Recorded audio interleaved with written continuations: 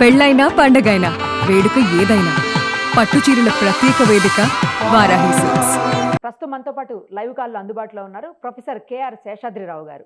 ఆయన fire safety officer గా చాలా కాలం పాటు ఎయిర్పోర్ట్స్ లో పనిచేసినటువంటి అనుభవం ఉంది. అలాగే 35 డిగ్రీలు ఉన్నటువంటి ఈ ఫీల్డ్ లో ఏకైక వ్యక్తిగా కూడా మనం చెప్పొచ్చు. సో ఆయనతో మాట్లాడదాం. మనం అహ్మదాబాద్ లో చూసినటువంటి ఫైర్ యాక్సిడెంట్ లో అదే ఫ్లైట్ యాక్సిడెంట్ లో ఏం జరిగి ఉండొచ్చు, ఎలాంటి ఆప్షన్స్ ఆ యాక్సిడెంట్ కి కారణం అయ్యాయి అనేది ఇప్పుడు ఆయన క్లియర్ గా మనకి ఎక్స్ప్లెయిన్ చేస్తారు. సార్ నమస్తే అండి. చాలా పెద్ద యాక్సిడెంట్, 269 మంది చనిపోవటం అనేది మన దేశ చరిత్రలో ఇది రెండోసారి ఇంత పెద్ద యాక్సిడెంట్ అని చెప్తున్నారు. సో విషాదకర సంఘటన. మేజర్ గా 2 ఇంజిన్స్ ఫెయిల్ అయిపోయటం వల్లనే ఇది జరిగింది అని చెప్తున్నాను. నేను ఇప్పటి వరకు చాలా మందితో అందరం కూడాను అంటే ఎక్స్ పైలట్స్ లేదా క్యాప్టెన్స్ తో చేసున్నాము. ఫ్లైట్ సేఫ్టీకి సంబంధించినటువంటి ఆఫీసర్ తో అయితే ఎప్పుడు చేయలేదు, ఇదే ఫస్ట్ టైం. సో మీరు చెప్పండి సార్, ఏ రీజన్స్ తోటి అలా జరిగి ఉండొచ్చు, ఇంజిన్స్ ఎందుకు అలా ఫెయిల్ అయిపోయి ఉండొచ్చు, లేకపోతే ఇంకొక వెర్షన్ కూడా వినపడుతుంది సార్, ఏంటంటే ఫ్యూయల్ కంటామినేషన్ అంటే దాంట్లో కల్తీ జరిగింది అని కూడా కొంతమంది మాట్లాడుతున్నారు. మరి ఈ రెండిట్లో ఏది జరిగి ఉండొచ్చు? మేడే కాల్ ఇచ్చిన తర్వాత అసలు నెక్స్ట్ వాళ్ళు రెస్పాన్స్ కూడా లేదు ఏటీసీకి అని చెప్తున్నారు సార్. సో ఎలా తీసుకోవాలి దీన్ని, ఏ రకంగా జరిగి ఉండొచ్చు? బహుశా నేను అనుకోవటం మోస్ట్ ప్రాబబ్లీ కాంటామినేషన్ తో అయి ఉండొచ్చు. అయితే అంతకంటే ముందల ఏమవుతుందంటే ఈ ఎయిర్ ఫీల్డ్ లో కాంట్రాక్ట్ వర్కర్స్ పనిచేస్తారు. వాళ్ళకి ఆ పాపం ఏమి తెలియదు, వర్క్ చేసుకుంటా ఉంటారు కూడా. ఇంత బ్రేక్ఫాస్ట్ తెచ్చుకుని తిని ఆ ప్లాస్టిక్ కాగితాలు అవన్నీ వీళ్ళు మెయింటెనెన్స్ ఏరియాకి కొంచెం దూరంలో గడ్డిలో పారేస్తారు. వీళ్ళు ఇంజిన్ ని టెస్ట్ చేయడానికి మార్నింగ్ గ్రౌండ్ రన్ ఇచ్చినప్పుడు అది ఆ జెట్ ఇంజిన్ అన్నమాట. ఆ థర్స్ట్ కి ఏమవుతుందంటే అక్కడ ఉన్నటువంటి కాగితాలు, చిన్న చిన్న పార్టికల్స్ ఇవన్నీ లేచి లోపలికి వెళ్ళిపోతాయి. జనరల్ గా వీళ్ళు ఏంటంటే దే అజ్యూమ్ ఏమి లేదు కదా, ఇదంతా ఓపెన్ స్పేస్ అని అనుకుంటారు. ఆ ఓపెన్ స్పేస్ లో నుంచి అప్పుడప్పుడు ఈ పార్టికల్స్ అవి లోపలికి దూరతాయి. ఒక్కోసారి ఎంత థర్స్ట్ బలంగా ఉంటుందంటే దరిదాపులా 30-40 అడుగులు దూరంలో ఉన్న పేపర్లు చిన్న చిన్న పార్టికల్స్ కూడా లేచి ఈ ఇంజిన్ వైపు వస్తూ ఉంటాయి. వీళ్ళు కూడా ఏంటంటే అక్కడ పార్కింగ్ స్పేస్ ప్రాబ్లమ్స్ అయి ఉండి ఆ ఎయిర్ ఫీల్డ్ వైపు రన్ చేసి ఎప్పుడన్నా టెస్ట్ చేయటం అనేది కద్దు. అయితే వాళ్ళు ఏంటంటే జనరల్గా కట్ చేసేసి నీట్ గా ఉంచుకుంటారు. అయినా కూడా ఒక్కోసారి ఆ అశ్రద్ధ అనేది జరిగి అలాంటిది ఏదో జరగకపోతే 2 ఇంజిన్లు ఒకేసారి, అందులో ఏంటంటే అది అప్పటికి ఢిల్లీ నుంచి అహ్మదాబాద్ వచ్చింది. అవును సార్. ఢిల్లీ నుంచి అహ్మదాబాద్ వరకు వచ్చిన ఫ్లైట్ టేకాఫ్ అయిన అతి కొద్ది సమయంలోనే అది పడిపోయింది. అంటే అది చాలా అనూహ్యమైన కారణాలు. ఏదైనా బ్లాక్ బాక్స్ దొరికి దాని విశ్లేషణ జరిగే వరకు డికోడ్ చేయడానికి టైం పడుతుంది. అప్పటి వరకు మనం చూడాలి. ఈ లోపల ఏంటంటే ఊహాగానాలే గాని ఖచ్చితంగా చెప్పలేము. అయితే దీనిలో ఇంకా ఇతర కారణాలు ఏంటంటే లగేజ్ కంపార్ట్మెంట్ లో కన్వేయర్ బెల్ట్ ద్వారా వచ్చేసి లగేజ్ పైకి వెళ్తుంటుంది. దాన్ని లోపల రిసీవ్ చేసుకుని సర్దాలి. ఆ కంపార్ట్మెంట్ లో 4 పక్కల ఈక్వల్ గా ఆ స్క్వేర్ లో సర్దాలి జనరల్ గా. మళ్ళీ అక్కడ కూడా ఏంటంటే అన్ట్రైన్డ్ క్యాజువల్ గా వచ్చే లేబర్ ఏం చేస్తారంటే అది తీసుకుని ఆ ల్యాడర్ కింద లోపలికి రాగానే వెంటనే ఆ ఎయిర్ క్రాఫ్ట్ లో పైలింగ్ చేస్తారు, ఎత్తుగా నిలువుగా సర్దుతారు. దాన్ని షాక్లింగ్ అని చెప్పి షాకిల్స్ తో కట్టి స్ట్రాప్స్ తర్వాత నెట్స్ అవి వేసి బంధిస్తారు. అక్కడ కూడా అశ్రద్ధ జరిగి ఏమవుతుందంటే రైలింగ్స్ ఉంటాయి, వాటికి వేస్తే అసలు కదలకుండా కట్టాలి 4 పక్కల. అలాంటిది అశ్రద్ధ చేసి నిలువుగా పెడితే అది కొలాప్స్ అయితే ఏమవుతుందంటే స్ప్రెడ్ అవుతాయి అన్ని ఒక పక్కగా ఉండి. జనరల్ గా ఏంటంటే ఎయిర్ క్రాఫ్ట్ కి లెఫ్ట్ సైడ్ ఉంటాయి డోర్స్. మరి అటువంటిప్పుడు అది బ్యాంకింగ్ వెళ్తంతో 800 అడుగులు కూడా ఎత్తు వెళ్లకుండా అది ఎడం పక్కకి తిరిగినట్టుగా అక్కడక్కడ విజువల్స్ కనపడి. దాంట్లో ఏమవుతుందంటే ఈ రకమైనటువంటి ఇంపాక్ట్ అన్నమాట, లోపల లగేజ్ ఇంపాక్ట్ ఉంటుంది. తర్వాత 270 మంది పాసెంజర్స్ ఉన్నారంటే వాళ్ళకి 242 మంది ప్యాసింజర్స్ ఉన్నారు. అవునమ్మా. అదేంటంటే కాంటినెంటల్ పాసెంజర్స్ కాబట్టి వాళ్ళు లోకల్ పాసెంజర్స్ లాగా కాకుండా అందరూ కూడా మాక్సిమం లగేజ్ పట్టుకెళ్తారు.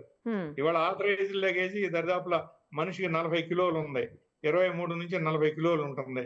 మరి ఇదంతా కలిపితే పైపెచ్చు కాంటినెంటల్ ఫ్లైట్ లో ఏం చేస్తారంటే ఫ్యూల్ ఒకటి కంప్లీట్ గా ఫిల్అప్ చేస్తారు.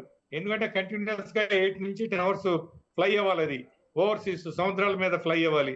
అందుకని చెప్పి ఖచ్చితంగా ఆ హెవీ ఫ్యూయల్ వెయిట్ ఒకటి ఉంటుంది. నెక్స్ట్ వచ్చేసి హైట్ గెయిన్ చేయకోకుండానే ఈయన మేబీ ఇప్పుడు వీళ్ళ మీద ఒత్తిడి ఎలా ఉంటుందంటే మన ఆర్టీసీ బస్సుల్లో ఐ మీన్ టాప్ వచ్చినట్టుగా ఫ్యూయల్ ఎఫిషియంట్ సే ఆర్టీసీ అని చెప్పి రీజియన్ అని చెప్పి ఎంకరేజ్ చేస్తారు. ఎయిర్లైన్స్ లో కూడా ఫ్యూయల్ ఎఫిషియన్సీ కోసం ఏం చేస్తారంటే వీళ్ళని కొన్ని ఎప్పటికప్పుడు ఓరియంటేషన్ ఇస్తా ఉంటారు. కొంతమంది ఓవర్ కాన్ఫిడెన్స్ తో దురదృష్టవశాత్తు ఏం చేస్తారంటే ఫ్యూయల్ సేవ్ చేయడానికి కొంత చాలా నెగ్లిజిబుల్ డిస్టెన్స్ లోనే బహుశా జరిగి ఉండొచ్చు. ఎందుకంటే ఇన్స్ట్రుమెంట్స్ లోపం ఏమైనా ఉండి ఆయనకి రాంగ్ ఇండికేషన్ కనుక వస్తే మరి 800 అడుగుల్లోనే అది ప్రమాదానికి లోనైందంటే మనం చెప్పలేము.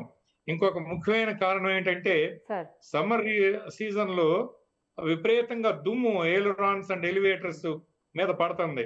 పడిన తర్వాత కొద్దిపాటి వర్షం పడితే చినుకులు పడితే అది జిగురులాగా తయారయ్యి మట్టి బంకలాగా తయారయ్యి మూవింగ్ పార్ట్స్ లోకి వెళ్ళొచ్చు.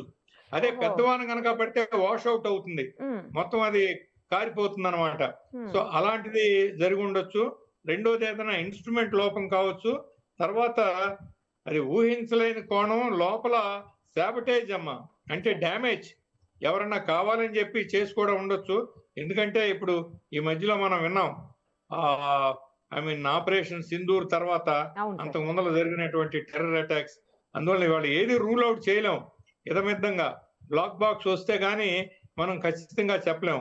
బ్లాక్ బాక్స్ ఏంటంటే అది ఎలక్ట్రికల్ ఫెయిల్యూర్ ఏమైనా ఉందా, ఇన్స్ట్రుమెంట్ ఫెయిల్యూర్ ఏమైనా ఉందా, హ్యూమన్ ఎర్రర్ ఏమైనా ఉందా, లేకపోతే కాక్పిట్ లో పైలట్స్ ఎర్రర్ ఏమైనా ఉందా, ఇలాంటివన్నీ అది చాలా క్లియర్ గా విశ్లేషణ చేసి డికోడ్ చేసిన తర్వాత అది చెప్తుంది.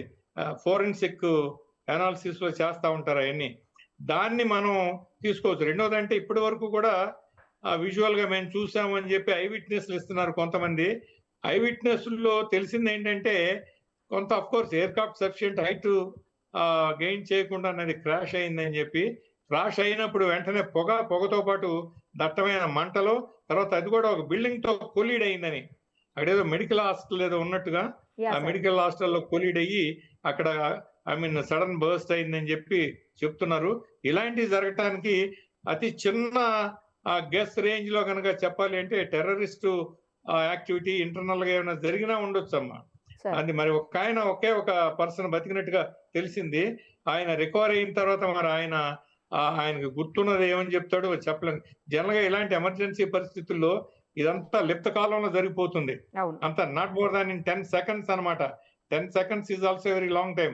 దీంట్లో అతని దృష్టి అంతా ఆ ఎగ్జిట్ దగ్గరికి రావటం దూకటమే కానీ ఇక వేరే జాస్ ఏం ఉండదు. వాళ్ళకి అసలు పక్కన ఏమవుతుంది తెలీదు. తర్వాత దూకిన తర్వాత కూడా మైండ్ బాగ్ అయిపోయి అసలు ఏం చేయలేరు. కనుక ఏంటంటే ఇతమిద్దంగా ఈ చాలా విచిత్రమైన పరిస్థితులు. ఎప్పుడు కూడా క్రాష్ అయిన తర్వాత కారణాలు మనకి సాధారణంగా కళ్ళకి కట్టొచ్చినట్టుగా కనపడతా ఉంటాయి. ఇక్కడ మాత్రం క్లూ అనేది లేదు, అంతా ఊహించటం. మేబీ ఈ ఏరియాలో ఇంజిన్ ఫెయిల్యూరా, ఎలక్ట్రికల్ ఫెయిల్యూరా, లేకపోతే ఇన్స్ట్రుమెంట్ ఫెయిల్యూరా, లేకపోతే ఫ్లైట్ మాన్యూవరింగ్ లోనా, అలాంటివన్నీ కూడా కేవలం గెస్ చేయటమేను. సార్ మీరు ఫ్లైట్ సేఫ్టీ ఆఫీసర్ ఉన్నారు కాబట్టి ఫ్లైట్ ని ఎక్కడి నుంచి అన్నా అంటే వేరే చోట నుంచి, ఇప్పుడు అది సపోజ్ ఈ ఫ్లైటే తీసుకుందాము, ఈ ఫ్లైట్ ఢిల్లీ నుంచి అహ్మదాబాద్కి వచ్చింది, అహ్మదాబాద్ నుంచి లండన్ పోవాల్సి ఉంది. ఇప్పుడు మధ్యలో 2 hours టైం ఉందని చెప్తున్నారు. ఆ 2 hours లో సేఫ్టీ సైడ్ అన్ని రకాలైనటువంటి ప్రికాషన్స్ తీసుకుంటారు, అన్ని రకాల టెస్ట్లు లేకపోతే అన్ని రకాలైనటువంటి ఇన్స్పెక్షన్స్ అన్ని జరుగుతాయా, జరగవా అసలు ఆ 2 hours లోపల? ఉంటుందమ్మా, చెక్ లిస్ట్ ఉంటుంది. ఆ చెక్ లిస్ట్ ప్రకారం ఎవరి పని వాళ్ళు చేయాలి. కమ్యూనికేషన్స్ వాళ్ళు చూసుకోవాలి. ఆ తర్వాత engine refuelling conditions, okay, undercarriage అంటే చక్రాలు టైర్లు ఉండే పరిస్థితి, ఇవన్నీ కూడా చాలా సునిశ్చితంగా పరిశీలిస్తారు. దాంట్లో ఏమీ ఇబ్బంది ఉండదు. ఎందుకంటే వాళ్ళకమ్మా జనరల్ టెక్నికల్ స్టాఫ్ ఎలా ఉంటారంటే పైలట్ వాళ్ళ భావన, పైలట్స్ భావన విమానం అనేది నా తల్లి, పాసింజర్స్ నా బిడ్డలు, వీళ్ళని సేఫ్ గా తీసుకెళ్ళాలి, తల్లిని కూడా సేఫ్ గా తీసుకెళ్లాలనే ధ్యేయం పైలట్స్ లో 100కి 100 పాళ్ళు ఉంటుంది. దాన్ని ఎవరో కాదనలేరు. అలాగే టెక్నీషియన్స్ కూడా మంచి ట్రెడిషన్స్ లో, అందులోనూ ఎయిర్ ఇండియా స్టాఫ్ అంటేనమ్మా ప్రపంచంలోనే అత్యుత్తమ ఐ మీన్ ఈ ఎయిర్లైన్స్ ఆపరేటర్. కాకుంటే ఇక్కడ ఒక పని జరిగింది. ఎయిర్లైన్స్ పబ్లిక్ సెక్టర్ లోకి వెళ్ళిన తర్వాత అది బాగా నష్టాలను చవిచూసింది. ఎయిర్ క్రాఫ్ట్స్ కూడా ఏజ్ ఫ్యాక్టర్ అనేది వాటి మీద పడింది. కొన్ని సంవత్సరాలు అయింది. వాళ్ళు ఇక దరిదాపులా క్లోజ్ చేయాలా, ఏం చేయాలి, అమ్మేసేయాలి అని తర్జన భర్జనలు అనేక సార్లు చాలా ఎక్కువ కాలం జరిగిన తర్వాత టాటా వీళ్ళు బిజినెస్ పీపుల్ ముందుకు వచ్చారు. కార్పొరేట్ టాటా వాళ్ళు ఏంటంటే చాలా సమర్థవంతంగా చేస్తారు. మరి వాళ్ళు కూడా ఈ పరిస్థితులను చూసి దరిదాపుల 350 విమానాలనే బోయింగ్ విమానాలను ఆర్డర్ పెట్టారు ఒకేసారి. అందులో దాదాపు 117 వరకు ఏమో ఎయిర్ ఇండియా హ్యాండ్ ఓవర్ లోనే ఉన్నాయని వింటున్నాం సార్. అవునమ్మా, వాటిని ఏంటంటే దానికి కన్వర్షన్ చేస్తున్నారు. ఫ్యాక్టరీ నుంచి వచ్చిన తర్వాత ఇక్కడ ఉన్న టెస్ట్లు అవి చేసి వాటికి రంగులు అవి చేసి సీటింగ్ అలంకరణలు మనకు కావాల్సిన విధంగా చేయటం, ఆ టైటిల్స్ రాయటం, తర్వాత నంబర్స్ అన్నమాట, registration numbers, Indian registration numbers ఇస్తా ఉంటారు. వీటన్నిటిని చేయించుకునే పరిస్థితిలో ఉన్నారు. అంటే ఏంటంటే ఇప్పుడు ఆపరేషన్ చేస్తా మరి వాటిని ఫేస్ అవుట్ చేసి కొత్త విమానాలు తేవాలి అన్న ఆలోచన ఉందంటే ఖచ్చితంగా విమానాలు ఏజ్ ఫ్యాక్టర్ ఉంటుంది. కానీ పర్టికులర్ ఈ ఫ్లైట్ కి సార్, ఈ ఏదైతే ఉందో ఇప్పుడు జరిగినటువంటి ఇన్సిడెంట్, ఆ ఫ్లైట్ అయితే జస్ట్ 12 years అంట సార్. 12 years ఓల్డ్ అంటే ఇది. తర్వాతమ్మా ఇది ఎన్ని సంవత్సరాలు అయింది అనేది కాదు, ఎన్ని గంటలు ఎగిరింది అనేది ఇంపార్టెంట్ అంట. కొన్ని 10 సంవత్సరాల్లో కొంతమంది కొన్ని విమానాలు 25,000 తిరుగుతాయి. ఎందుకు చాలా స్పేరింగ్ గా విఐపి ఎయిర్ క్రాఫ్ట్స్ అవి ఇవి. కొన్ని ఏంటంటే మంచి రూట్స్ లో, కమర్షియల్ రూట్స్ లో ఉండి అవి ఎక్కువగా తిరుగుతాయి. కొంతమంది ఏంటంటే నాన్ స్టాప్ గా అవైలబిలిటీ లేక ట్రాఫిక్ ఎక్కువ ఉంటే డిమాండ్ బట్టి సీజన్ లో, అందుకని చెప్పి అది మనం చెప్పలేము. మూడోది ఏంటంటే ఎంతకాలం చేశారో దాంట్లో సర్వీసింగ్ ఎలా చేశారు అని, ఆ సర్వీస్ షెడ్యూల్స్ ఖచ్చితంగా ఫాలో అయ్యారా కాదా అని. ఎందుకంటే ఎయిర్ క్రాఫ్ట్ ఫ్లైట్ లో ఉన్నప్పుడు విపరీతమైన ఎక్స్టర్నల్ ప్రెషర్స్ కి గురవుతుంది. అదేంటంటే ఆ గాలి వేగాన్ని తట్టుకుంటా రెసిస్ట్ చేసుకుంటా ఉంటుంది. దాంట్లో ఖచ్చితంగా ఆ కైండ్ ఆఫ్ రివిటింగ్ కానీ లేకపోతే మూవింగ్ పార్ట్స్ కొన్ని వందల వేలేంటమ్మా లక్షల్లో ఉంటాయి రివిటింగ్ అనేది.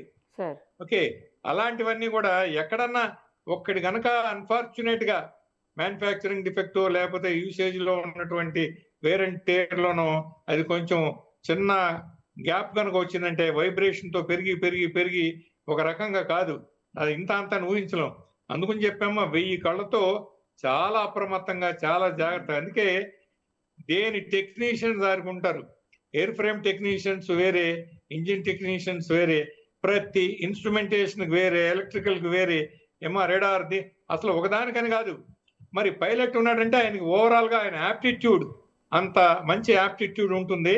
వీటన్నిటి గురించి వినియోగం కూలంకషంగా చక్కగా వీటి వినియోగం తెలుస్తుంది.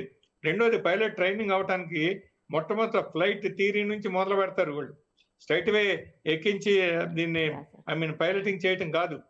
దరిదాపుల 6 months దరిదాపుల ఓన్లీ గ్రౌండ్ లెర్నింగ్ ఉంటుంది. క్లాస్ రూమ్ ఫిజిక్స్ నేర్చుకోవాలి, ఏరోడైనమిక్స్ నేర్చుకోవాలి, ఫ్లైట్ థియరీ నేర్చుకోవాలి. చాలా కష్టం అమ్మా. Almost an engineer, aeronautical engineer ఎంత నాలెడ్జ్ అయితే ఉండాలో మెయింటెనెన్స్ పార్ట్ లో సూపర్ఫిషియల్ గా కొంత పైన ఉన్నా కూడా అసలు విషయాన్ని ఫ్లైట్ కి సంబంధించి ఫ్లైట్ చాలా డీప్ గా ఉంటుంది. తర్వాత వాళ్ళందరూనమ్మా ఆ పైలట్ వెళ్ళారంటే వాళ్ళకి ఎంతో ఇష్టపడి దాన్ని చాలా చూజీగా వాళ్ళు ఏంటంటే అలాంటి వాళ్ళు వెళ్తారు. అంతేగాని ఏదో ఉద్యోగ ప్రయత్నం చేసి ఇది రాలేదు కాబట్టి దానికి వెళ్తున్నాను, అది కాకపోతే దీనికి వెళ్తున్నాను ఉండదు. వాళ్ళు చేర్చుకునేటప్పుడే వాళ్ళ యాప్టిట్యూడ్, వాళ్ళ ఫిజికల్ చాలా స్ట్రిక్ట్ గా ఉంటారు. హెల్త్ కండిషన్స్, ఫిజికల్ ఫిట్నెస్ అన్ని చూస్తారు. తర్వాతనే వెళ్తారు, దానికి ఆ కష్టాన్ని అంతటిని తెలుసుకున్న తర్వాతనే వెళ్తారు వాళ్ళు. అంతే కదా సార్? నార్మల్ గా ఏదో ఎలా పడితే అలా వెళ్ళడం కాదు. రాదు. చాలా అందులో ఏంటంటే చాలా ఖర్చుతో కూడిన విషయం. తర్వాత చాలా దీక్ష కావాలి. తర్వాత ట్రైనింగ్ షెడ్యూల్స్ అన్ని వింటే పైలట్స్ కి చాలా ఆశ్చర్యం వేస్తుంది. మనకు తెలిసిందల్లా ఏంటంటే డ్యూటీ చేస్తున్నారు, మనం వెళ్తున్నాం, సేఫ్ గా ఉన్నామని. దాని వెనక వాళ్ళ శ్రమ, పరిశ్రమ, నాలెడ్జ్ అండ్ స్కిల్ రెండు కంబైన్ కావాలి. ఇటు నాలెడ్జ్ ఉండాలి, అటు స్కిల్ ఉండాలి. స్కిల్ లో మళ్ళీ ఎఫిషియెంట్ స్కిల్ ఉండాలి. వాళ్ళ రేటింగ్స్ కనుక వింటా ఉంటే ఏదో ఎగ్జామ్ పాస్ అయిపోయారు, పైలట్ టెస్ట్ అయిపోయింది, ఇంత సర్వీస్ కి ఇంత ప్రమోషన్ వచ్చింది అనేది కాదు. తర్వాత సేఫ్టీ కండిషన్స్ వీటన్నిటిని చూసి కూడా అసెస్మెంట్ చేసి వాళ్ళకి ఫస్ట్ పైలట్ నుంచి ఫస్ట్ పైలట్ కి వెళ్తాకి, సెకండ్ నుంచి ఫస్ట్ కి వెళ్తాకి చాలా హర్డిల్స్ ఉంటాయి. మరి ఇంత ఉండి కూడా ఫ్లైట్ కి టెక్నికల్ గా ఇలాంటి ఫెసిలిటీస్ ఉండి ఇవాళ విమానాల్లో ఆటో పైలటింగ్ అని సిస్టమ్ వచ్చింది. తర్వాత ఇన్స్ట్రుమెంట్ ల్యాండింగ్ అని చెప్పి నైట్ కానీ విజిబిలిటీ సరిగ్గా లేకపోతే దానికి తగినట్టు అరేంజ్మెంట్ జరిగేటట్టు ఆటోమేటిక్ గా ఎయిర్ ఫీల్డ్ కి అప్రోచ్ అయ్యి, ఒకవేళ కరెంట్ లేకపోయినా కూడా ఆ బేకాన్ అని ఉంటుంది, దాని నుంచి వచ్చే సిగ్నల్స్ తీసుకుని ఆ సెంటర్ గా అలైన్ చేసుకుని దిగిపోతారు వాళ్ళు. ఇలాంటి ఫెసిలిటీస్ ఉండి కూడా రాడార్ ఉంటుంది, మంచి కమ్యూనికేషన్ ఉంటుంది. ఇంతకు ముందుల హై ఫ్రీక్వెన్సీలో చేసేవాళ్ళు ఇప్పుడు వెరీ హై దాటిపోయి అల్ట్రా హైలో కూడా వాడుతున్నారు అక్కడ. అంటే ఏంటంటే ఆ బ్యాండ్ విడ్త్ లో కంజెషన్ ఉండదు, రష్ ఉండదు, క్లియర్ గా ఉంటుంది, కమ్యూనికేషన్ ఎదురు ఉండి మాట్లాడినట్టే ఉంటుంది. రెండోది టవర్స్ లో కూడా ముందలకు మళ్ళీ కాకుండానమ్మా మోస్ట్ మోడర్న్ ఎక్విప్మెంట్ వచ్చింది కమ్యూనికేషన్ కి. మరి ఇంత ఉండి కూడా ఆయన ఆఖరి నిమిషంలో మేడే అనే సిగ్నల్ ఇచ్చాడు. మేడే అనే సిగ్నల్ ఏంటంటే సేవ్ అవర్ సోల్స్, అంటే అది లాస్ట్ మెసేజ్ అన్నమాట. వెంటనే కింద నుంచి టవర్ నుంచి వాళ్ళకి సూచనలు వెళ్తా ఉంటాయి, ఉన్న పరిస్థితి ఏంటి, ఏమైంది, కమాన్ నియర్ బై ఎయిర్పోర్ట్లు ఇవి ఉన్నాయి, ట్రాఫిక్ ని క్లియర్ చేశాము, నువ్వు అక్కడ దిగొచ్చు అని చెప్పి వెంటనే వాళ్ళు మళ్ళా ఈ ఫైర్ రెస్క్యూ టీమ్స్ కి చేస్తా ఉంటారు. ఆల్టర్నేటివ్ గా గైడ్ చేస్తారనమాట. గైడ్ చేసి వాళ్ళని సరైన డెస్టినేషన్ తీసుకెళ్లే ప్రయత్నం చేస్తా ఉంటారు. మరి అలాంటిది మేడే ఇచ్చిన తర్వాత టవర్ నుంచి కమ్యూనికేషన్ చేస్తా ఉంటే కట్ ఆఫ్ అయిపోయింది. అంతలోకే అది గొప్పగా కూలిపోయింది. అంటే చాలా దురదృష్టమా సంఘటన. బాగా హైట్ లో కనుక ఉంటే ఏమవుతుందంటే టైం ఉంటుంది. నిజంగా ఇప్పుడు కమ్యూనికేషన్ 10 seconds లో ఇచ్చే కమ్యూనికేషన్ చాలా బ్రీఫ్ గా చాలా మీనింగ్ఫుల్ గా ఉంటుంది. అటువంటిది ఏదన్నా ఒక 10,000 15,000 కనీసం అడుగుల ఎత్తులో ఉన్నా కూడా అది గ్రాడ్యువల్ గా కిందకి రావడానికి టైం పడుతుంది. ఇదంతా కలిపి 2,500-3,000 అడుగులు కూడా లేదు, 800 మీటర్లు అంటే అంతవరకే ఉంటుంది. మరి దానిలోనే ఇంత ఎమర్జెన్సీ వచ్చిందంటే అసలు ఎవరికి అంతుపట్టుకోకుండా ఉంది. దీన్ని మనం అనలైజ్ చేయాలమ్మా. వస్తుంది డేటా వచ్చిన తర్వాత కానీ మనకు తెలియదు. ఇంకొకటి కూడా కనీసం అక్కడ బిల్డింగ్స్ లేకుండా ఏదన్నా ప్యాడీ ఫీల్డ్స్ లాంటివి ఉన్నా, లేదంటే నార్మల్ ఫ్లాట్ భూమి ఉన్నారు, అట్లాంటిది ఏదన్నా కూడా ఇంత ప్రమాదం జరగకపోయేది అని అంటున్నారు సార్. అంటే క్రాష్ అయినా కూడా మంటలు వచ్చేసి ఇంత పెద్ద ప్రమాదం జరగకపోయేదేమో అని చాలా మంది అంటున్నారు sir. Especially X pilots paddy fields ఉంటే బెటర్ అని. అవునవునవును. ఇప్పుడు మన దేశంలో ఒకసారి మొరార్జీ దేశాయ్ గారు, మన సాక్షాత్తు ప్రధానమంత్రి, ఆయన అస్సాంలో పర్యటనకు వెళ్తే ఇండియన్ ఎయిర్ ఫోర్స్ ఏరోప్లేన్ ఒకటి TU-124 అని చెప్పి అది ఎమర్జెన్సీ వస్తే ఈ పొలాల్లో పంట పొలాల్లో దించేశాడు, బురదగా ఉన్న చోట. పైలట్ అలాగే దిగి ఆయన 4 అడుగులు బురదలోకి వచ్చాడు. తర్వాత ఈ కమ్యూనికేషన్ టవర్ నుంచి పంపిస్తే అదర్ టీమ్స్ వెళ్ళి పికప్ చేసుకున్నారు. మీరు అన్నట్టు గ్రౌండ్ కనుక కొంచెం సమతుల్యంగా ఉండి ఎదురు అడ్డుగా కనుక ఏది లేకుండా ఉంటే ఏ హైట్ లో ఉన్నా కూడా కొంతలో కొంత దాన్ని తీసుకెళ్లే అవకాశం ఉంది. ఈ హైట్ మరీ తక్కువ అవటం మూలన, ఎదురుగుండా బిల్డింగ్స్ ఉండటం మూలన, ఆ తర్వాత ఆ డ్రాగింగ్ కొలిషన్ కమ్మా ఎంతో దూరం పార్ట్స్ అన్ని చిందరవందరగా ఇరిగి ముక్కలు అయిపోయి అవి విసిరివేయబడ్డాయి. అసలు బ్లాక్ బాక్స్ కూడా అది చాలా ఒక రకంగా మంచి అవకాశం అని చెప్పాలి, లక్ అన్నమాట. అది చాలా త్వరితగతిన దరిదాపుల 24 గంటల్లో సుమారుగా దాన్ని రికవర్ చేశారంటే. ఎందుకంటే డెబ్రిస్ తర్వాత ఇలాంటి ముక్కలుగా చెల్లాచెదిరిపోయి పడిపోయినప్పుడు అసలు ఏ పక్క పడిందో ఏ మూల పడిందో తెలుసుకోవడం కష్టం. దాన్ని చాలా మ్యానుఫ్యాక్చరింగ్ టైంలో దాన్ని ఎంత కేర్ తీసుకుంటారంటే వెరీ హై కార్బన్ స్టీల్, అది వంగదు, ఎరగదు, నీళ్ళల్లో అది వాటర్ ప్రూఫ్ గా ఉంటుంది. ఎంత ఎండక అగ్నికైనా కూడా ఈ మంటలకి తట్టుకునే స్థాయిలో ఉంటుంది. అయితే ఇన్ని చేసినా కూడా పడిన లొకేషన్ తెలియక ఒక్కోసారి గోతుల్లో పడిపోయి అడవిల్లో పడిపోయి ఎత్తుక్కోవడానికి వాళ్ళని కష్టం అవుతుంది, రికవరీ కష్టం అవుతుంది. తర్వాత రికవరీ కూడా కొంతకాలం ఏంటంటే దాంట్లో ఆ సిగ్నల్స్ అనేవి బయటికి ఎమిట్ అవుతా ఉంటాయి.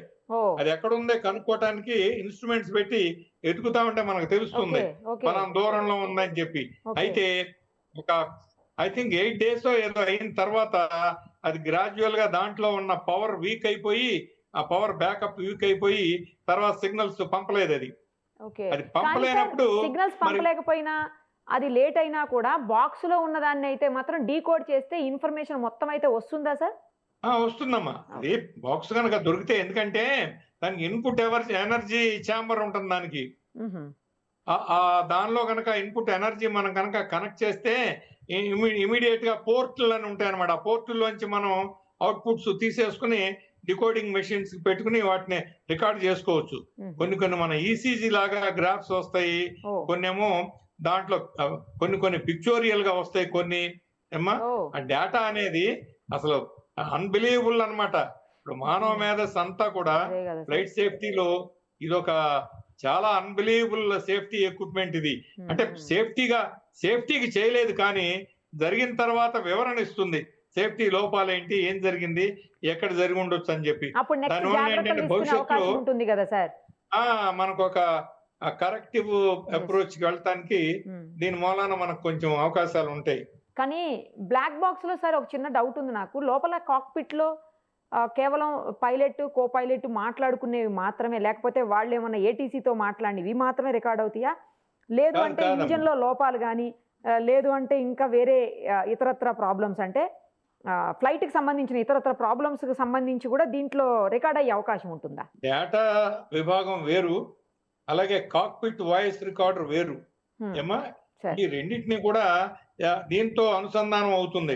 ఇప్పుడు ఫర్ ఎగ్జాంపుల్ ఇన్స్ట్రుమెంట్స్, ఆల్టిమీటర్ ఎంత హైట్ లో వెళ్తున్నారు, ఓకే, తర్వాత విండ్ స్పీడ్ గానీ ఏమన్నా ఎలా ఉంది, దీని ఎఫెక్ట్ ఎలా ఉంది, తర్వాత కింద అండర్ క్యారేజ్ అంటే చక్రాలు టైర్లు ఫంక్షనల్ గేర్స్ అన్ని అవునా కాదా, కమ్యూనికేషన్ వ్యవస్థ ఎలా ఉంది, తర్వాత ఇంజిన్ వ్యవస్థ ఎలా ఉంది అనేది అదంతా ఏంటంటే డేటాలోకి వెళ్తుంది. కాక్పిట్ వాయిస్ రికార్డర్ అంటే ఏంటంటే ఇది ప్రత్యేకంగా పైలట్ స్టాఫ్ క్రూ మాట్లాడుకునేవన్నీ సపరేట్ గా ఉంటాయి. ఏటీసీ నుంచి ఇక్కడికి, ఇక్కడ నుంచి క్యాబిన్ నుంచి కాక్పిట్ నుంచి ఏటీసీకి టు అండ్ ఫ్రో వెళ్ళే కమ్యూనికేషన్ అవన్నీ సపరేట్ గా ఉంటుంది. అవి ఓన్లీ పార్టీషన్ అన్నమాట. అయితే రెండు కూడా యూస్ఫుల్ గానే ఉంటాయి. ఇప్పుడు గైడ్ లైన్స్ ఏమో కమ్యూనికేషన్ ద్వారా దొరుకుతాయి, పెర్ఫార్మెన్స్ ఏమో ఇన్స్ట్రుమెంటల్ పెర్ఫార్మెన్స్ ఇదంతా ఆ డేటా దీనిలోంచి దొరుకుతుంది. అర్థమైందమ్మా? డేటా ఎంత ఇంపార్టెంటో కమ్యూనికేషన్ కూడా అంతే ఇంపార్టెంట్. కమ్యూనికేషన్ ఏంటంటే జస్ట్ ఫర్ ఇన్ఫర్మేషన్ సేక్, అదే డేటానేమో పెర్ఫార్మెన్స్ లెవెల్స్ గురించి అనమాట. ఈ రెండింటికి ఉన్న తేడా అది. ఓకే, ఇప్పుడు రెండు ఇంజిన్స్ కూడా ఒకేసారి సేమ్ టైంలో ఫెయిల్ అయిపోయినాయి అంటున్నారు సార్. ఇది కేవలం మనం ఇందాక అనుకున్నట్టు కంటామినేటెడ్ ఫ్యూయల్ వల్ల అయి ఉండొచ్చా, లేకపోతే వేరే ఇంకా టెక్నికల్ రీజన్స్ కూడా ఉంటుండొచ్చా సార్? జనరల్ గానమ్మా కంటామినేటెడ్ ఫ్యూయల్స్ అనేది ఆల్మోస్ట్ ఇంపాసిబుల్. నిజంగా చెప్పాలంటే ఫ్లైట్ లో తీసుకునే ఫ్లైట్ ఆపరేషన్ లో తీసుకునే సేఫ్టీ మెజర్స్ లో ప్రతిదీ ఇంపాసిబుల్ గానే అనిపిస్తుంది. కానీ చెప్తారే ఫైనల్ గా ఫిలసాఫికల్ గా కానున్నది కాకమానదు, ఈజ్ గాడ్స్ విల్ అని చెప్పి అంటారే. ఆఖరికి న్యాయస్థానాల్లో కూడా ఇలా పెద్ద పెద్ద ప్రమాదాలు జరిగినప్పుడు ఇదమిద్దంగా తెలియనప్పుడు గాడ్స్ విల్ అని సరిపెట్టవలసిన పరిస్థితులు వస్తాయి. మరి నిజానికి ఆ గాడ్ అనే మాట రాకూడదు, కానీ తప్పదది. అంటే ఇప్పుడు where there is no answer for anything, where the science ends there begins the god. Science కి సమాధానం లేకుండా సైన్స్ కి అంతే అనుకున్న పరిధిలో భగవంతుడి పేరు వస్తుంది. అలాగే దీంట్లో ఏంటంటే నిజానికి ఫ్యూయల్ కంటామినేషన్ అయిందా అనే దాన్ని ఒప్పుకోవడానికి వీల్లేదు. ఓకే, సో అది రూల్డ్ అవుట్. అయితే ఫ్యూయల్ కంటామినేషన్ ఉండకపోవచ్చు, ఇంకొక మార్గం ఉండకపోవచ్చు అమ్మా. తర్వాత బర్డ్ హిట్ అని ఒకటి ఉంటుంది. పక్షులు అసలు ఎయిర్ ఫీల్డ్ లో ఎంత ఘోరంగా ఉంటాయంటే ఒక్కోసారి కార్కేసెస్, ఇప్పుడు అక్కడ చనిపోయిన ఎలకలు కుందేళ్లు అవన్నీ అప్పుడప్పుడు దొరుకుతాయి, వాటిని తినడానికి పక్షులు వస్తాయి. తర్వాత వర్కింగ్ పీపుల్ గార్బేజ్ ని, వాళ్ళు తిన్నదాన్ని గార్బేజ్ ని వాటిని ఎక్కడ పడితే అక్కడ పారేస్తా ఉంటారు. వాళ్ళకి తెలీదు, గోతులు తవ్వుతూ ఉంటారు, కేబుల్స్ ఏటాకి వెళ్తారు, కన్స్ట్రక్షన్ చేస్తూ ఉంటారు, ఎక్స్టెన్షన్ పనులు, మట్టి పనులు. వీళ్ళంతా ఏంటంటే తట్టా బుట్టలో తెచ్చుకుని తిని అక్కడ పారేస్తారు. అవి తినటానికి, ఆ మెతుకులు తినటానికి కూడా పక్షులు వస్తూ ఉంటాయి ఒక్కోసారి. అండ్ అటువంటి అప్పుడు తర్వాత పచ్చని గడ్డి కనుక ఉంటే ఒకసారి నీల్గాయ అంటారు. మరి ఆ ఎరుడ్రోలకి ఫెన్సింగుల్లోంచి వాటిల్లోంచి ఎలాగోలా దొరబడతాయి ఏమ్మా. మరి అప్పటి నుంచి ఉన్న వాటికి ఏమవుతుందంటే అవి ఏదో ఒకనాడు బయటకు వచ్చి ఎగురుతున్న ఫ్లైట్ కి పెద్ద పెద్ద కుక్కలోనూ కుందేళ్లు, ఈ నీల్గాయ లాంటివి కూడా అడ్డం వస్తూ ఉంటాయి. అక్కడక్కడ విన్నాం చరిత్రలో. మరి అలాగే బర్డ్ హిట్ అనేది అతి సాధారణం, చాలా జాగ్రత్తగా ఉంటారు. అది చాలా ఎంత కంట్రోల్ చేసినా బర్డ్ హిట్ అనేది ఓకే. ఒక రకమైన బియాండ్ కంట్రోల్ లాగా ఉంటుంది. ఈ బర్డ్ హిట్ కి 1 కిలోగ్రామ్ ఉన్న బర్డ్ గనక ఏరోప్లేన్ గనక అంత స్పీడ్ లో వెళ్తుందని తగిలితే 60 కిలోల ఇంపాక్ట్ ఏర్పడుతుంది దాని మీద. అంటే చూడండి, ఒక ఎయిర్ ఫ్రేమ్ దాని ఫ్యూజిలేజ్ కి 60 కిలోల దెబ్బ గనక తగిలితే యా. అది ఎంత డ్యామేజ్ అవుతుంది. మొన్న ఈ మధ్యన ఈ దీనిలో శ్రీనగర్ లో ఈ వడగళ్ల వాన పడితే దాంట్లో ఒక ఐస్ గడ్డ ఒకటి విమానానికి తగిలి బొక్క తగిలింది. అవును పడిపోయింది. సార్, అవును, ఆ, కరెక్ట్. అంటే చూడండి, అంటే ఏంటంటే అది పైనుంచి వేగంగా వస్తా ఉంటే ఈ దీనికి ఎదురు మూవింగ్ పార్ట్ లో అవటం వలన కొల్యూషన్ లో ఇంపాక్ట్ అనేది అంతకంటే అంత డబుల్ అండ్ ట్రిపుల్ అవుతా ఉంటుంది అనమాట. మరి ఆ పక్షి గనక అలాంటి బర్డ్ హిట్ ఏమైనా అవ్వచ్చు. బర్డ్ హిట్ కనుక అయితేనమ్మా పక్షి మొత్తం సార్, దాంట్లో ఆ జెట్ ఇంజిన్స్ లో దూరిపోయి బ్లేడ్స్ ఉంటాయి అక్కడ. సార్. ఆ బ్లేడ్స్ మధ్యలో ఇరుక్కుపోయి అవి బహుశా పైప్ లైన్స్ కడ్డాం పడి వాటిని ఒత్తిడి చేసేసి సరిగా ఫ్యూయల్ పోకుండా ఉండొచ్చు. అందుకనే సడన్ డ్రాప్ ఆఫ్ థర్స్ట్ అన్నాడు. ఆ థర్స్ట్ అనేది సడన్ గా డ్రాప్ అవటానికి కారణం ఇది అవ్వచ్చు. అయితే బర్డ్ హిట్ ఎప్పుడు కూడా 2 ఇంజిన్స్ లో ఒకేసారి జరగదు. జరగదు. ఎస్, అదే సార్. ఒక అసలు ఇంజన్ అది జరిగి ఉండొచ్చు. చాలా Yes. Beyond imagination. ఆ, రెండిటికి ఒకేసారి జరిగిందంటే మోస్ట్ ప్రాబబ్లీ ఏదైనా ఈ గ్రౌండ్ రన్ ఇచ్చేటప్పుడు పొరపాటున ఎందుకంటే ఢిల్లీ నుంచి అహ్మదాబాద్ బాగానే వచ్చింది. అహ్మదాబాద్ లో దీనికి అంతా పాసింజర్స్ ని మళ్ళా తీసుకుని మా అగైన్ సెకండ్ షెడ్యూల్ లో టేక్ ఆఫ్ అయ్యేటప్పుడు కదా ఇది జరిగింది. అంటే ఈ లోపల ఏమైనా అయి ఉండాలి. అక్కడ గ్రౌండ్ లో ఉన్నప్పుడు ఏమై ఉంటుందా అంటే అక్కడ కూడా శాబిటేజ్ ఏమైనా చేశారా, లేకపోతే ఇక్కడ అహ్మదాబాద్ లో ఎవరన్నా పాసింజర్స్ ఆ టైప్ ఆఫ్ పీపుల్ ఎవరన్నా ఎక్కారా, బర్డ్ హిట్ అయిందా, లేకపోతే ఈ మెయింటెనెన్స్ ప్రాథమిక లోపంగా విచారణలో బర్డ్ హిట్ అయితే లేదు సార్. వచ్చింది ఏంటంటే 2 ఇంజన్స్ ఒకేసారి ఫెయిల్ అయ్యాయి అనేది మాత్రమే మనకి ప్రైమరీగా చేసిన ఇన్వెస్టిగేషన్ లో కన్ఫర్మ్ అయింది. అంతేనమ్మా, దానికి అది డేటా రికార్డు నుంచి బ్లాక్ బాక్స్ నుంచి రావాల్సింది. అది ఏమైందనేది అయితే గ్రాడ్యువల్ గా ఇంజిన్ థర్స్ట్ తగ్గిందా, లేకపోతే టేక్ ఆఫ్ అయిన తర్వాత వెంటనే తగ్గిందా? ఎందుకంటే టేక్ ఆఫ్ అయ్యే టైంలో ఎక్కువ పవర్ కావాలి. సార్, ఫ్లైట్ లెవెల్ మెయింటైన్ చేసిన తర్వాత అసలు అది సునాయాసంగా వెళ్ళిపోతా ఉంటుంది. అది నిజంగానే గాలిలో తేలినట్టు అవుతుంది. ఫ్యూయల్ కన్సంప్షన్ కూడా ఎక్కువ ఉండదు. ల్యాండింగ్ అప్పుడు కొంచెం ఎక్సెస్ ఫ్యూయల్ అవుతుంది. టేక్ ఆఫ్ అప్పుడు మాత్రం చాలా ఫ్యూయల్ కన్సంప్షన్ అవుతుంది. అసలు ఫ్లైట్ ఆపరేషన్ లో టేక్ ఆఫ్ ఒక్కటే ద క్రిటికల్ ఆపరేషన్. చాలా జాగ్రత్తగా డిస్టెన్స్ చూసుకోవాలి. రన్వే నుంచి రన్వే మీద టాక్సీయింగ్ అయిపోయిన తర్వాత రన్వేలో రన్అప్ అవుతూ ఉన్నప్పుడు చూస్తారు. సెమీఫైనల్స్ అండ్ ప్రీ ఫైనల్స్ ఇవన్నీ ఉంటాయన్నమాట. టేకప్ పాయింట్స్ ఉంటాయి. చాలా మంది చూసే ఉంటారు. నంబర్లు ఉంటాయి. ఏరోడ్రోమ్ నంబర్స్ తో పాటు చూసుకుని ఆ డిస్టెన్స్ చూసిన మార్కింగ్స్ ని బట్టి ఆ సేఫ్ టైంలో టైమింగ్స్ లో అవి పికప్ కావాలి. లేకపోతే లాస్ట్ మినిట్ లో కనుక వెళ్తే కొన్ని చోట్ల క్యారేజీ చక్రాలు ఫెన్సింగ్లకు తగిలి ప్రమాదాలు అయిన సందర్భాలు ఉన్నాయి. కొన్ని చోట్ల విమానాలు దిగేటప్పుడు ఆ స్టార్టింగ్ పాయింట్ లో చూసుకుని చాలా జాగ్రత్త టచ్ డౌన్ కనుక కాకపోతే ఆ స్పీడ్ లో ఆ రన్నింగ్ డిస్టెన్స్ లో వెళ్ళిపోయి అవతల ఫెన్సింగ్ కి కొట్టుకున్న ఆ పరిస్థితులు ఉంటాయి. మొన్న ఈ మధ్యన కేరళలో జరిగింది ఒకటి. అక్కడ దిగటం తోట వెళ్ళిపోయి అదరండికి వెళ్ళిపోయి ఆ కొండలాగా ఉంటుంది అక్కడ మౌంటైన్ ఏరియాలో, అక్కడ క్రాష్ అయిపోయింది అది. ఇలా ఒకటి కాదమ్మా, ఫ్లైట్ థియరీలో ఎన్ని ఇప్పుడు రోడ్ సేఫ్టీకే దిక్కులేదు. రోడ్ సేఫ్టీలోనే అనూహ్యంగా ఒకసారి జరిగిన ప్రమాదానికి అలాంటిది కాకుండా అనేక రకాలుగా ఊహించని రకంగా జరుగుతుంది. దీనికి అసలు సేఫ్టీ అనే దానికి ఈ పైలట్స్ ఒక మాట చెప్తుంటారు, ఎక్స్పెక్ట్ ద అన్ఎక్స్పెక్టెడ్. అంటే ఏంటంటే ఊహించరా అనేది కూడా ఊహించగలగాలి. అసలు ఊహించరాని ఎట్లా ఊహిస్తారు? అయినా దట్ ఈస్ అంటే ఏంటంటే అంత పర్ఫెక్ట్ గా అంత ఎఫిషియన్స్ గా ఉండాలి అంటే దేర్ ఇస్ నో ఛాన్స్. తర్వాత పైలట్స్ కొన్ని డెసిషన్స్ అవన్నీ కూడా స్ప్లిట్ సెకండ్ లో తీసుకోవాలి. ఆ మధ్యలో ఈ సివిల్ ఏవియేషన్ ఫ్లయింగ్ క్లబ్ లో ఒక చోట ఆ టెస్టింగ్ అయినప్పుడు క్యాజువల్ గా చూసాను. పైలట్ కి కళ్ళ గంతలు కడతారు. ఇప్పుడు ఇంత మొదల టైప్ రైటర్ ఉన్నప్పుడు వాళ్ళు లెటర్ బుక్ యొక్క చూస్తా టైప్ చేసేస్తారు. వాళ్ళు చూడకుండా బ్లైండ్ గా. అలాగే బ్లైండ్ ఫోల్డెడ్ గా కళ్ళకి గుడ్డలు కట్టేస్తే ఇన్స్ట్రుమెంట్స్ ని స్విచెస్ ని అడుగుతారు. ఆల్టిమీటర్ అంటే కరెక్ట్ ఆ మీటర్ మీద పెట్టాలి, పలానా స్విచ్ అంటే పలానా దాని మీద పెట్టాలి, ల్యాండింగ్ గేర్ స్విచ్ అంటే దాని మీద పెట్టాలి. అది ఏంటంటే అందులో ఈ పైకి కిందకి చాలా డిఫరెంట్ డైరెక్షన్స్ లో డిఫరెంట్ డిస్టెన్స్ లో స్ప్రెడ్ అవుతాయి. అయినా వాళ్ళు కరెక్ట్ గా పట్టుకోవాలి. వాటి కనుక కళ్ళు మూసుకుని ఆ సెన్స్ ఆర్గాన్స్ తో ఆ ఇమాజినరీగా ఆ రియలైజింగ్ ఆ యాప్టిట్యూడ్ తో కనుక చేయలేకపోతే వాళ్ళు పైలట్లు కాలేరు. చాలా ఆశ్చర్యం వేసింది.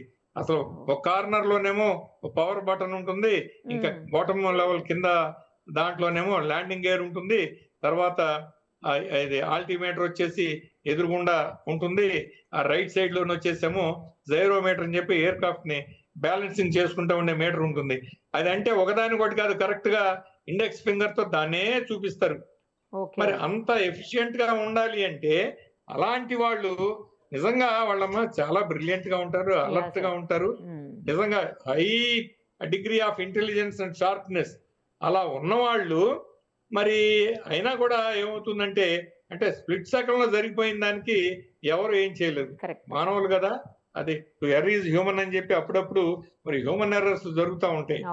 దాంట్లో కూడా మరి జరిగిందా, ఎలా జరిగింది అనేది ఇదంతా కూడా వెయిట్ అండ్ సీ. అంతే సార్, మీరు అన్నట్టు హ్యూమన్ ఎర్రరా లేకపోతే టెక్నికల్ ఎర్రరా అనేది తెలియాలి అంటే మాత్రం బ్లాక్ బాక్స్ ని డీకోడ్ తర్వాత మాత్రమే మనకి ఇన్ఫర్మేషన్ మొత్తం వస్తుంది. అది కూడా త్వరలోనే వస్తుందని టైం పడుతుంది అంటున్నారు. బట్ త్వరగా రావాలని చెప్పి ఏం జరిగింది, అసలు ఈ యాక్సిడెంట్ వెనక ఏమైంది అనేది కూడా తెలిస్తే నెక్స్ట్ జాగ్రత్తలు తీసుకునే దానికి అవకాశం ఉంటుంది. కాబట్టి ఆ దిశగా చర్యలు ఫాస్ట్ గా జరగాలని కోరుకుందాం సార్. థ్యాంక్ యూ సార్, చాలా ఇన్ఫర్మేషన్ ఇచ్చారు. ఫ్లైట్ సేఫ్టీ ఆఫీసర్ గా ఎలాంటి జాగ్రత్తలు తీసుకోవాలి, ఎలాంటివి తీసుకుని ఉంటారు, ఎలాంటివి తీసుకోవాలి కూడా చెప్పారు. Thank you sir, thank you so much. Suman టీవీలో మీ పర్సనల్ అండ్ బిజినెస్ ప్రమోషన్స్ కోసం కింది నెంబర్కి కాంటాక్ట్ చేయండి.